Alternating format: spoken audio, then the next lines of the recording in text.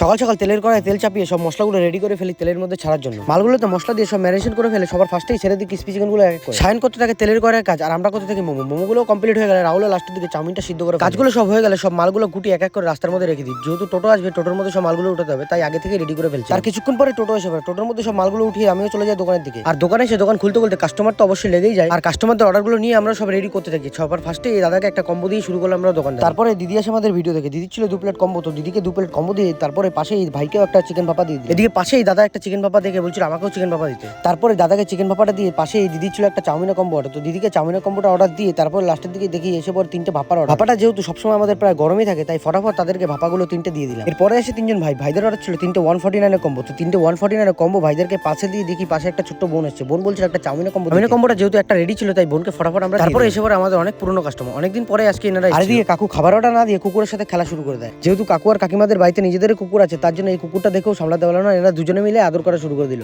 তারপরে কাকুর যে অর্ডারগুলো থাকে সব অর্ডারগুলো এক এক করে রেডি করে কাকুকে পার্সেলটা দিয়ে দিলাম। ততক্ষণে চলে আসে আমার 2টো বোন, যেহেতু এসেছিল একদম লাস্টে বেঁচে ছিল চাউমিনগুলো সব বানিয়ে ওদেরকে এক এক করে দিয়ে আমরা দোকানটা গুটিয়ে ফেলি।